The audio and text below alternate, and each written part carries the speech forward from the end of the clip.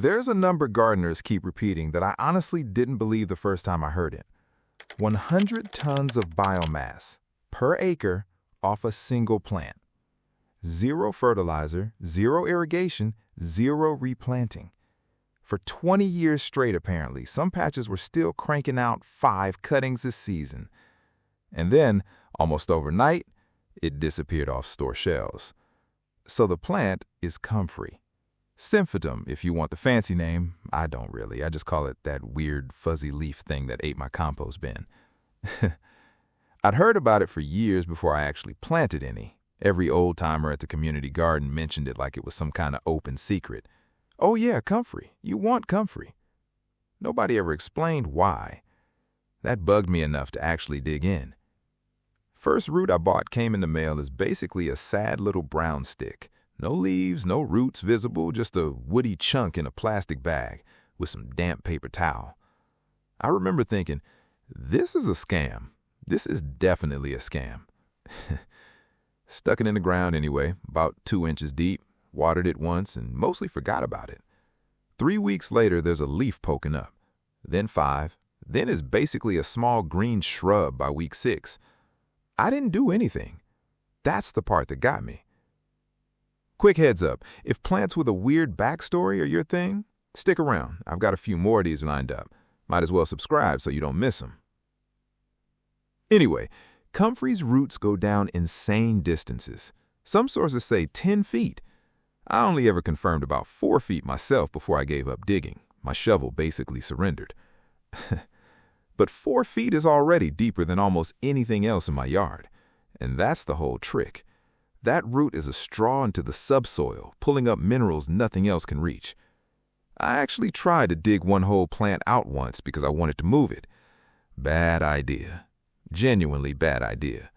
An hour in, sweating, I had this 2-foot chunk of root out, and the plant regrew from the piece I left behind within about a month anyway. Turns out, any little fragment of comfrey root left in the soil can sprout a brand new plant, which is great news if you want more comfrey. Less great news if you decide later you don't. That's actually the one real warning label worth putting on this whole video.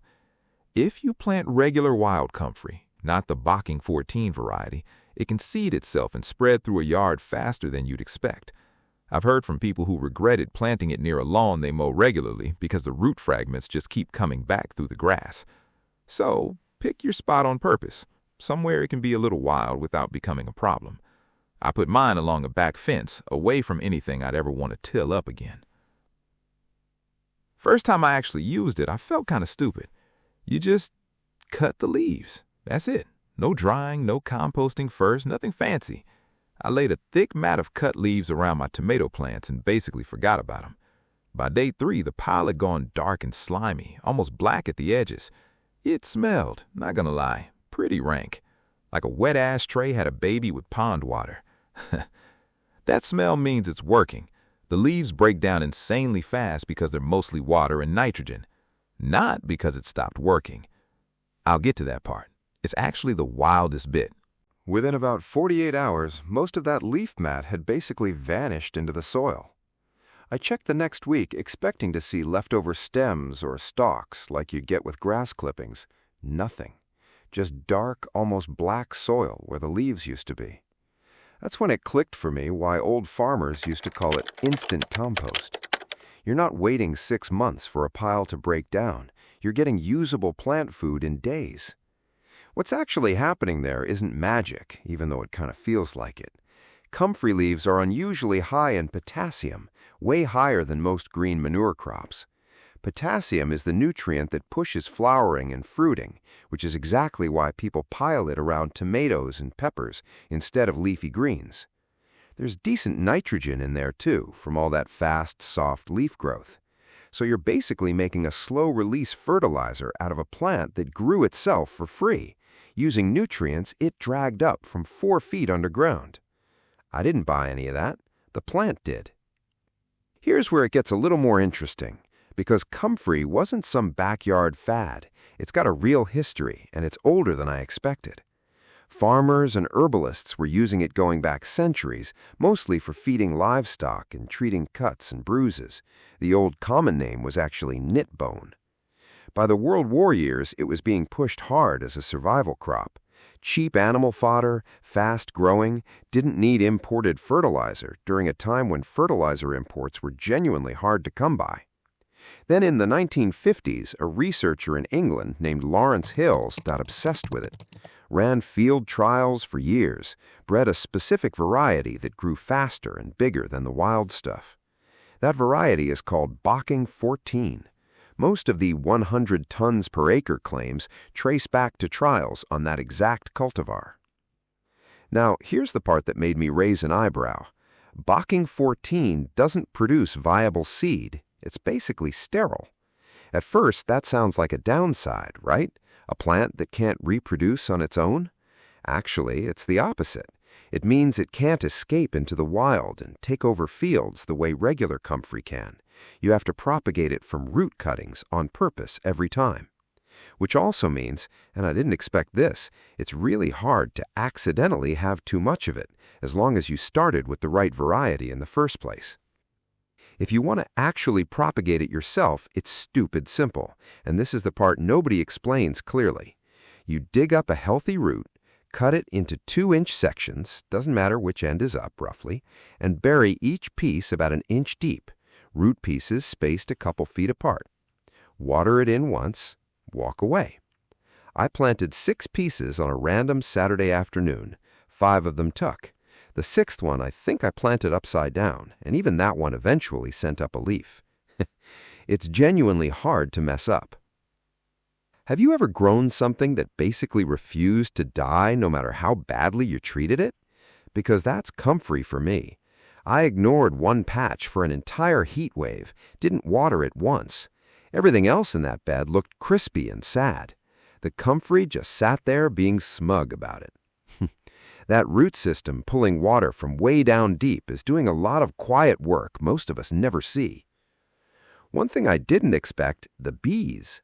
Once mine started flowering, those little purple bellflowers were constantly loaded with bumblebees, every single morning, without fail, before anything else in the yard was even awake.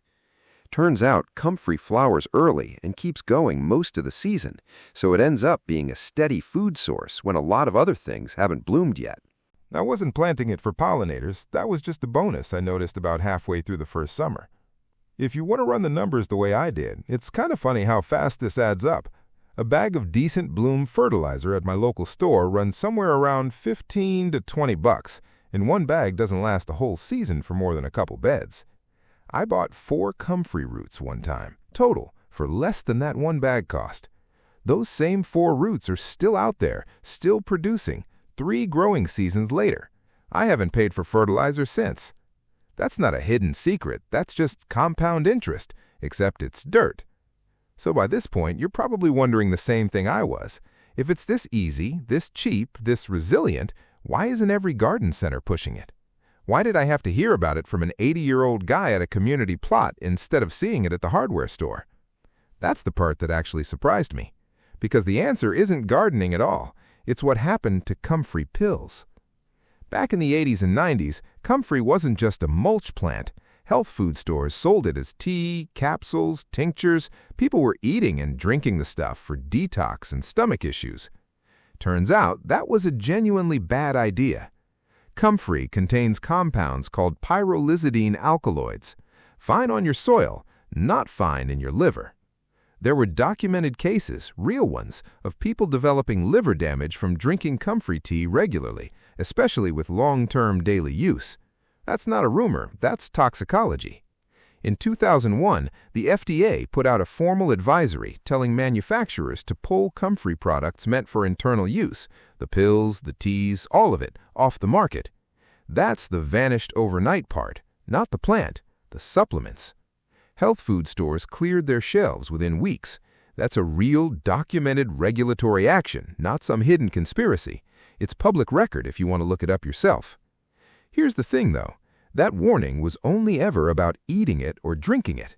Nobody ever said, don't put it on your compost pile. And that's the disconnect that literally confused everyone, including me for a while. The plant getting banned from your stomach had nothing to do with the plant getting banned from your garden.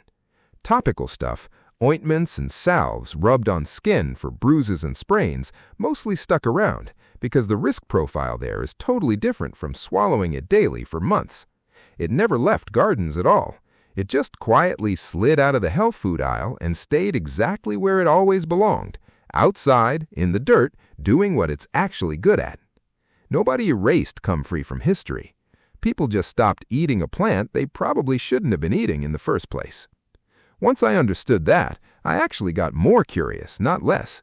So I tried the liquid version people call comfrey tea, not for drinking, for feeding plants. You just stuff a bucket with chopped leaves, weigh them down with a brick, and let it sit. Big mistake leaving that bucket near the back door. By day 10, it smells like something died in there. Genuinely one of the worst smells I've encountered doing this hobby, and I've dealt with a lot of compost. But you dilute it about 10-to-1 with water, and it's basically liquid plant food. My peppers noticeably darkened up within a week of using it. A few people asked me where actually to source roots, since it's not exactly sitting on the shelf at a big box store. Specialty nurseries carry Bocking 14 root cuttings, usually mail order, usually shipped dormant in late winter or early spring. That's genuinely the easiest way to make sure you're getting the sterile variety instead of the wild seeding kind. Some local permaculture groups will just hand you a chunk of root for free if you ask, honestly, because everyone who has it has way more than they need. That's actually how I got my second batch. Somebody at a plant swap just handed me a bag of roots like it was nothing. So where does that leave the 100 tons per acre number? Worth being honest here, that figure comes from specific field trial conditions: ideal soil, ideal spacing, ideal climate. My backyard patch is not matching that number. Nobody's backyard patch is. But even at a fraction of that, it's still more free fertilizer than I've ever gotten from anything else I've grown. I didn't buy a single bag of store fertilizer for my tomato bed this year, just leaves, chopped and dropped. Honestly, the whole thing changed how I think about a few other plants too. Borage, dandelion, nettle. There's a small group of these deep-rooted, mineral-hungry plants people call dynamic accumulators. Comfrey's just the loudest one, the one with the best story attached. I've started looking at weeds in my yard a little differently since. Not everything growing where I didn't plant it is actually working against me. Some of it's just doing the job I've been paying a store to do. If you've actually grown comfrey before, or if you're one of those people who heard the banned plant story and assumed the worst, drop it in the comments. I want to know which version you'd heard. And if you want to see the full liquid feed process start to finish, bucket, brick, and smell and all, I'll link that one right after this.